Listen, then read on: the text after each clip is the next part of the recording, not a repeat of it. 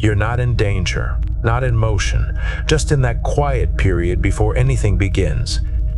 The environment is controlled, the air is still.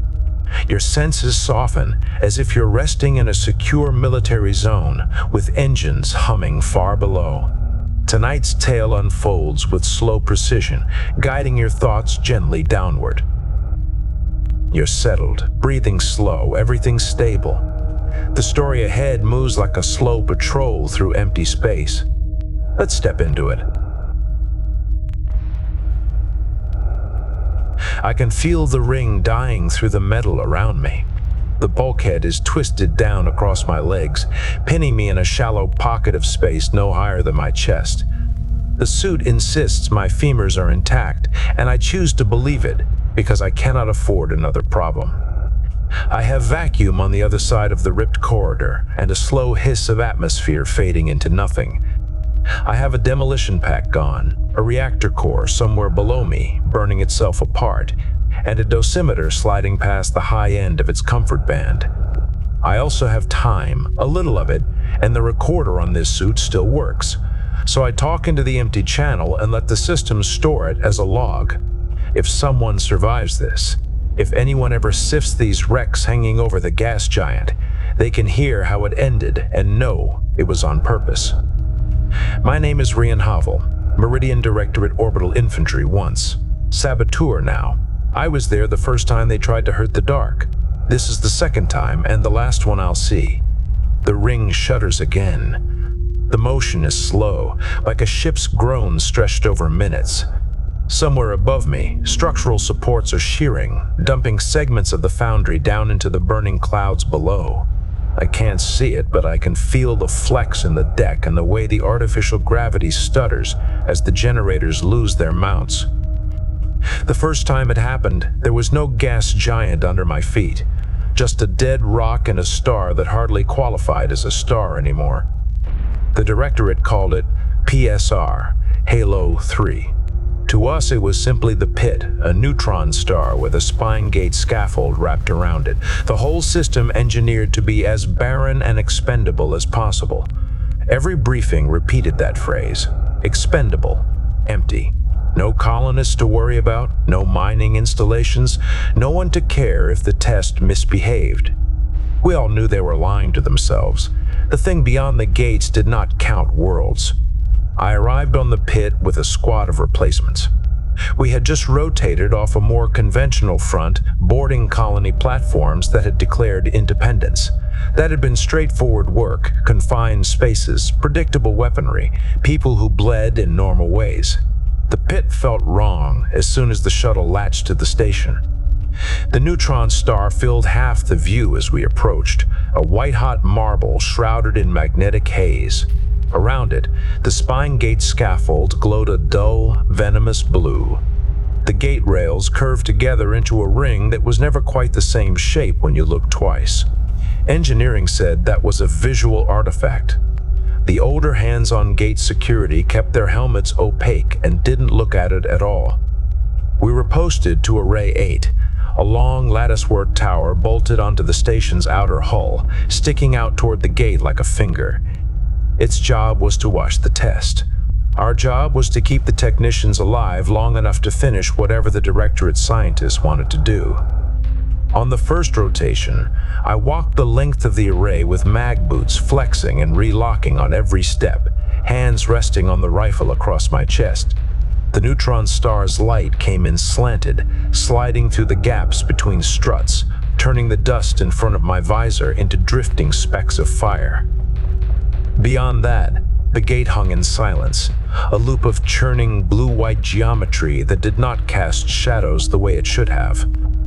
The local commander briefed us with the usual phrases: synapse bomb, controlled induction, strategic deterrence. The words meant they were going to detonate something inside the gate that would propagate through the medium all the gates shared, a show of force aimed at the entities that sometimes made ships disappear mid-transit. The small minds in uniform could pretend it was about deterrence. The medium, whatever lived inside it, might read it differently. We did not get to vote. The days leading up to the test were long and flat. Patrol the array. Check the clamps on the sensor housings. Watch the suit's radiation numbers creep and fall as the station rolled through different angles relative to the star. Listen to technicians mutter over comms about baseline anomaly noise and medium density. Off duty. Lie in the rack with your boots still on. Feel the faint tremor of the station compensating for the neutron star's gravity, and try not to dream about falling forever. The only real tension came from the gate side. Small changes appeared in the sensor feeds, flagged in pale orange. Micro-lensing events where nothing visible should have bent light. Millisecond lags in time, stamps from relays on the far side of the halo. Every anomaly was marked as within expected parameters. The text on the reports did not match the undercurrent in the text's voices. On test day, they put us all under artificial gravity and made us stand in formation in the array's central gallery, while a projection of the operation overlay burned on the air. The synapse bomb waited inside a carrier drone at the gate throat, held in place by static fields and mathematics. The pit's local fleet had pulled back to what they considered a safe distance. The rest of the directorate watched from different systems, trusting in delay-corrected telemetry to make them feel close. The sequence itself was simple. Trigger the bomb. Let it saturate the gate structure. Measure resultant medium reaction across the network. Log any changes in entity behavior. Adjust doctrine accordingly. The part where we stood under the gate and took whatever came was implicit. I watched the countdown on my visor. It didn't drop like numbers. It ticked in soft pulses as suit time synced with station time synced with the bomb's internal clock. The neutron star pulsed beneath us, a lighthouse beam sweeping invisible out into the dark. I felt my teeth ache and knew it was stress and the gravity gradient fighting for priority. 0 was not a number, but an absence. For a moment, everything went soundless, even the hum of my suit pumps. The gate brightened past white, past color, to something my eyes could not frame. Geometry unhooked. The ring swelled, collapsed, and fractured in directions that had nothing to do with space. Gravity went sideways. The deck snapped up into my chest, then dropped away. My mag boots held for a fraction of a second too long, hyperextension sparking along my knees, and then the clamps failed and I was weightless, tumbling. The gallery warped around me. Struts bowed like reeds in a current I could not see. Light from the star bent into a narrow knife and then into a spiral, painting after images across my vision. People died around me without ceremony. Some were flung into the open framework and pinned there when it buckled back. Some simply folded, their bodies bending under forces that did not match any acceleration. The station registered. One of the technicians was there, close enough that I could see her eyes through the visor as she reached for the bulkhead. She did not scream. Her body elongated along a vector I did not have a word for, then snapped back shorter, wrong, and wedged in the girder. When I blinked, she was already gone, an empty suit and a smear. Time did not stop. It scattered. I remember a support beam scything past my head. I remember my left arm slamming into a console and the fracture warning flaring across the HUD, bone-knitting gel hissing warm around the ulna. I remember the gauge for local gravity swinging from 3 standard to -1 to something that read as NAN, the suit software giving up.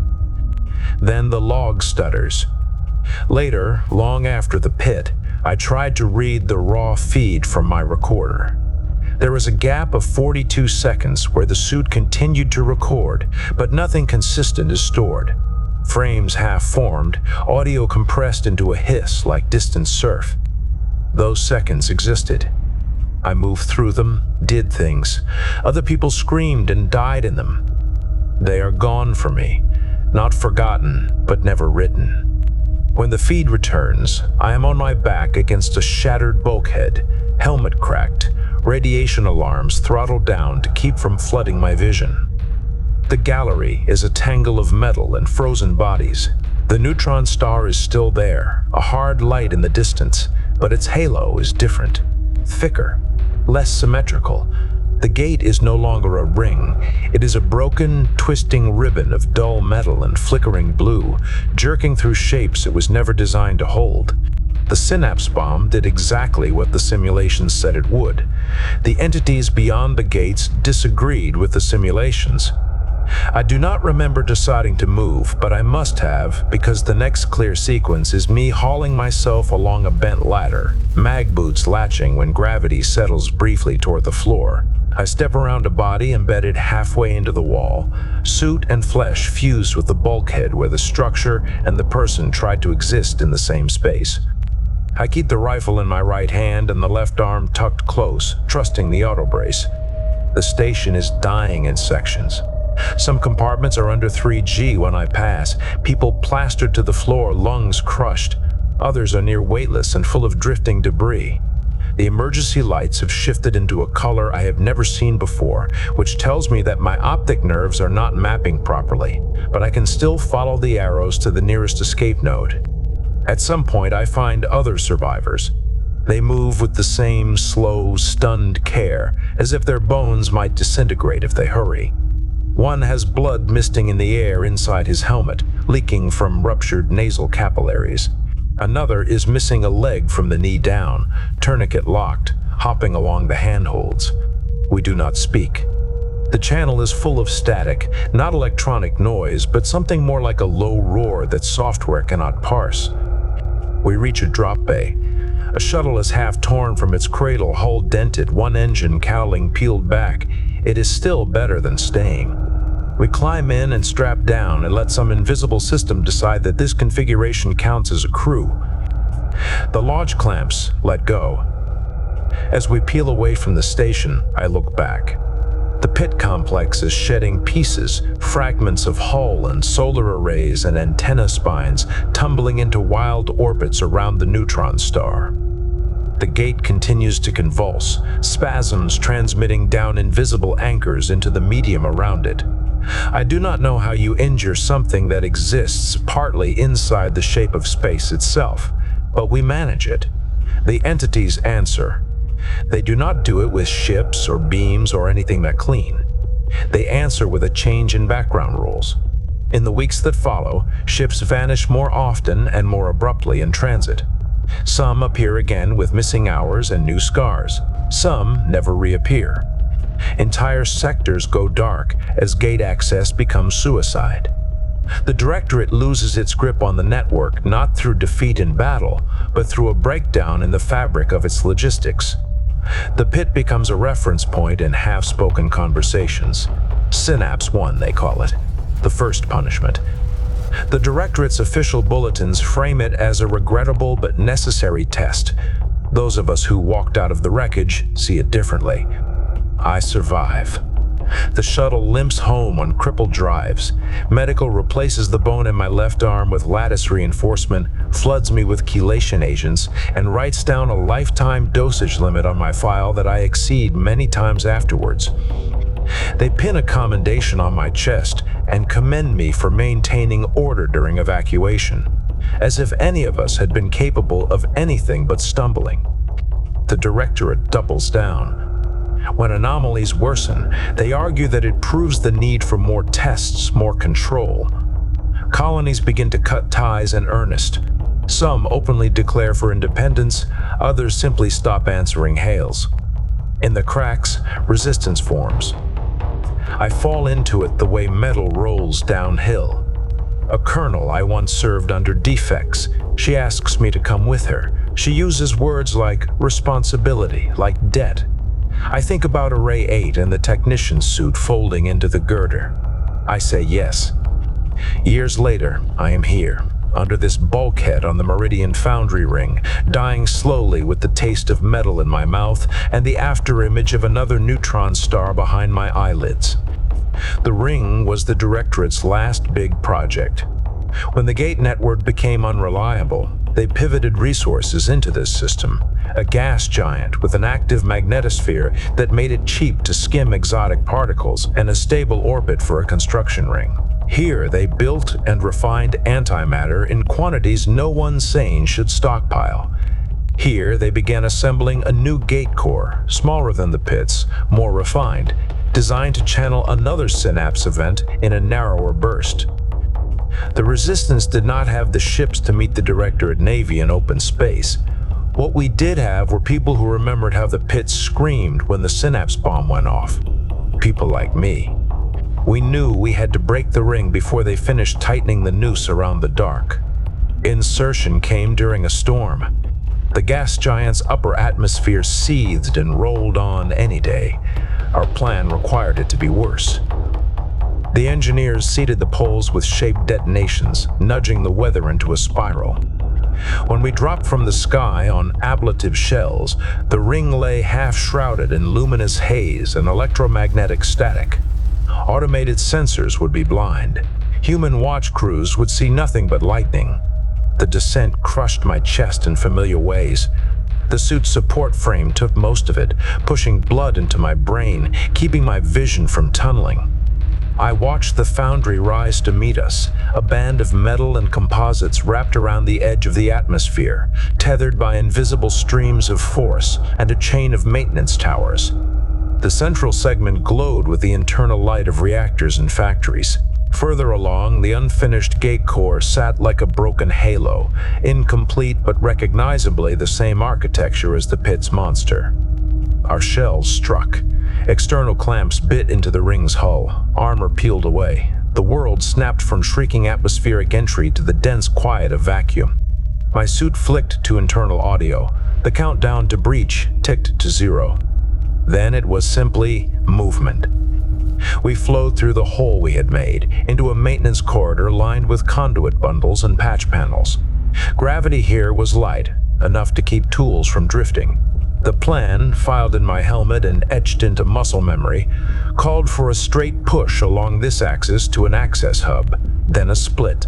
One team to the antimatter manifolds, one to the gate core control spine. I was on the manifold team, demolition specialist.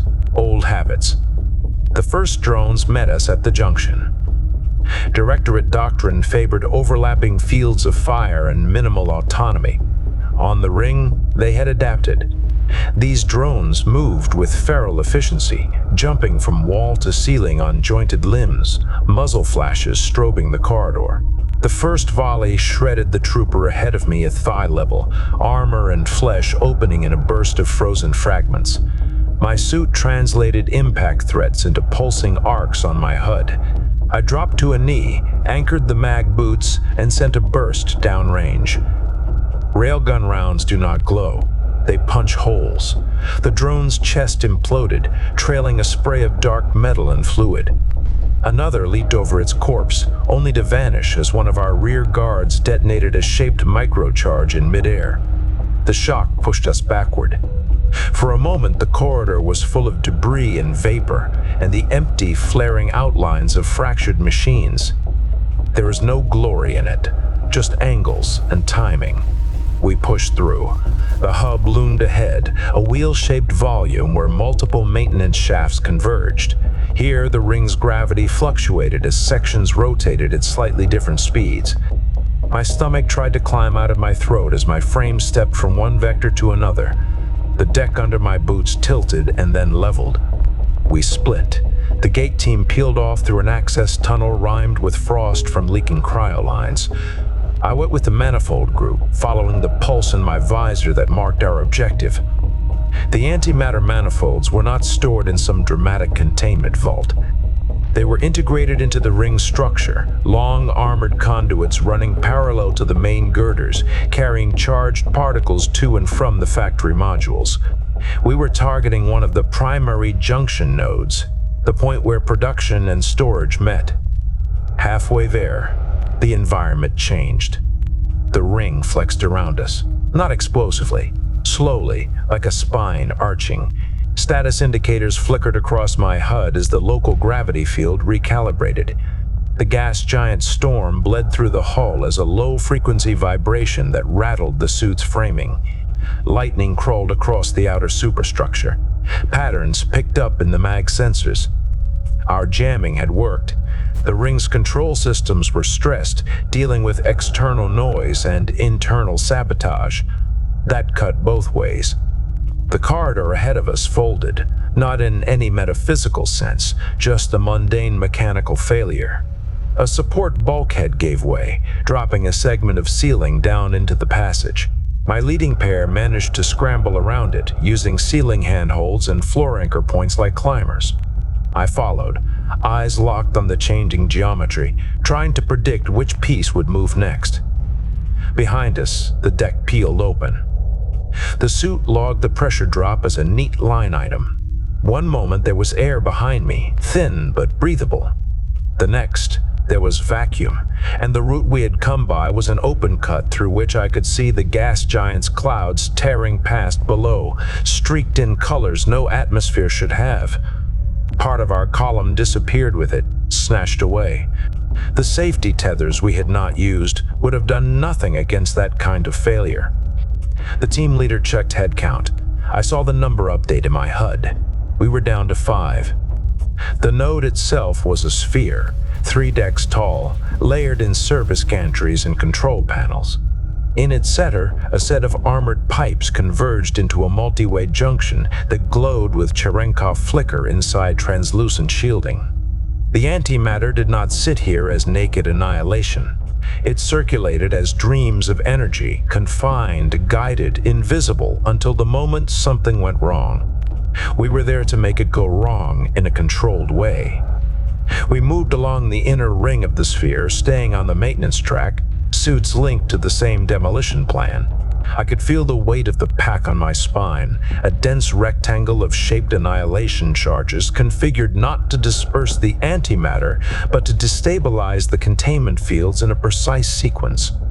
Below the junction and the feedback would ripple back toward the storage banks, tripping safety systems, forcing the directorate to dump vast reserves overboard rather than let the ring tear itself apart. That was the theory. The ring disagreed with the theory. My hands were steady as I placed the charges, one by one, at key field nodes. Suit clamps locked them to the structure with a snick. My ears could not hear, but my bones could feel through the frame. The others fanned out, planting control relays. The timer waited in my HUD like a second, smaller heartbeat. We were 3/4 done when the entities noticed. The directorate would say it was coincidence, that the timing of the next event had nothing to do with our presence on the ring. I do not believe that. My instinct, shaped by years of watching the way anomalies clustered around human interference, says otherwise. It began as a flicker in the suit's clocks. Microsecond discrepancies between redundant timing chips. Software flagged it and tried to resolve it. Instead of converging, the numbers drifted further apart. Then gravity stuttered. For a fraction of a second, my body remembered the pit, the sudden sideways drag, the sense of being pulled along an axis the suit was never designed to compensate for. The node's interior lights stretched into pale smears, then snapped back. My boots lost purchase and regained it. The charges in my hands flickered on my HUD, as if they were both placed and not yet placed. The time index in my display jumped. There is a clean cut in my memory there, smaller than the 42 seconds from the pit, but of the same flavor. One moment I am reaching for the next field node. The next, I have already attached the charge, and my suit is screaming about rising radiation and a breach in the outer hull 2 decks above. The timer on the demolition pack shows 5 fewer minutes than I remember. One of the team is gone. His marker blinks at the far edge of my range, moving erratically in a sector we were never meant to enter. Then it cuts off mid-transmission. I do not have room in my head to mourn him. We complete the circuit. The last charge seats with a dull confirmation pulse.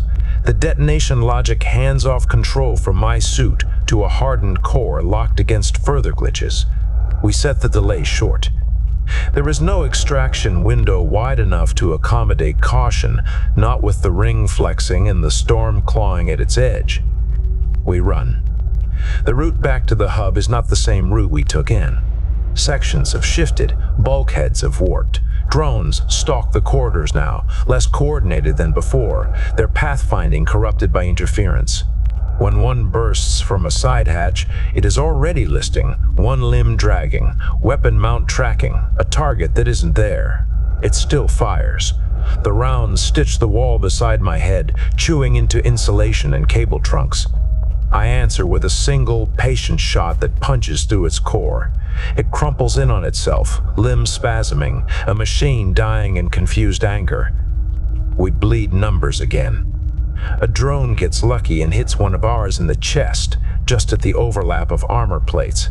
The suit seals the breach, dumps foam into the wound, buys him maybe a minute. We all know he won't be there to use it. He keeps running anyway, until his legs give out. No one has time to carry him. He slides out of my peripheral vision and does not come back. By the time we reach the hub, there are 3 of us. The gate team is not there. Their markers show movement in the right sectors, but sluggish, scattered. One is deep in the spine, close to the gate core. 2 others are stationary, which in this environment means dead or trapped. The timer on the pack ticks down past the point where coordination matters. We are inside the blast envelope, whether we stay or go. The team leader, older than me, scars under her eyes from a dozen gravity changes, pings our suits with the last directive. No flourish, no inspiration, just a single data burst. Continue to exfil if possible. Mission priority above survival. Something hits the hub then. Maybe a misdirected projectile, maybe a fragment of the ring tearing loose.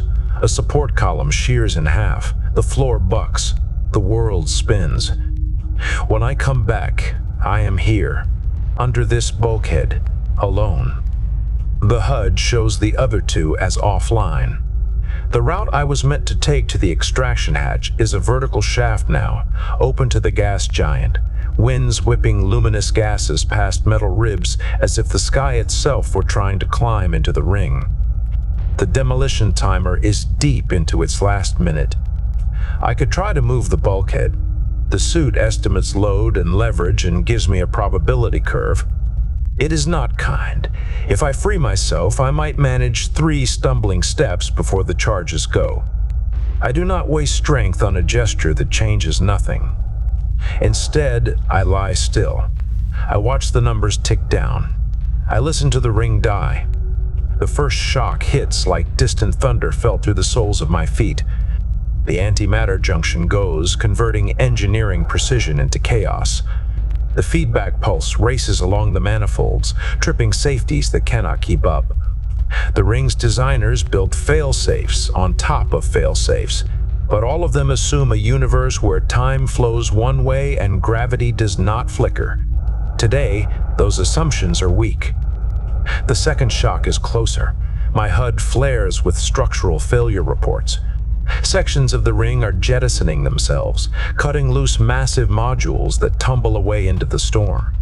The gas giant's clouds light up in a slow, spreading aurora as waste energy bleeds into the upper atmosphere.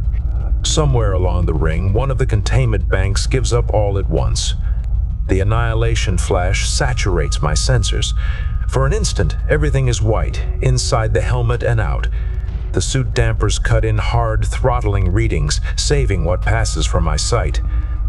When the display clears, the gravity is lower.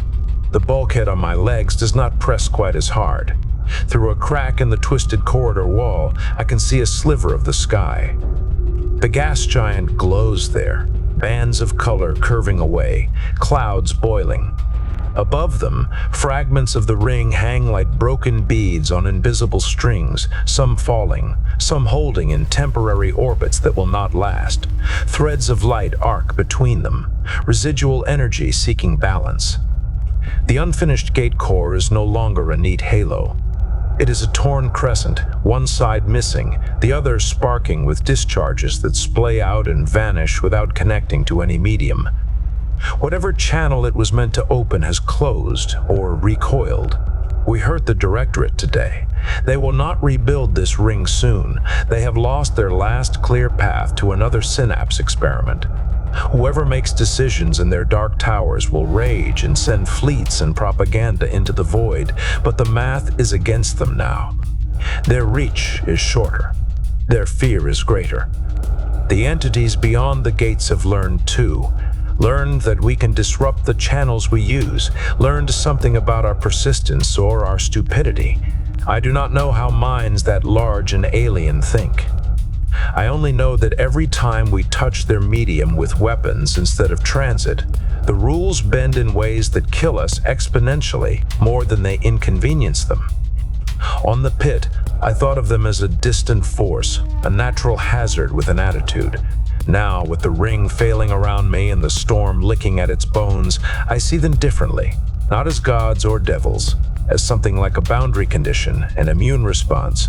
We have become an infection in their tissue, and they are testing treatments.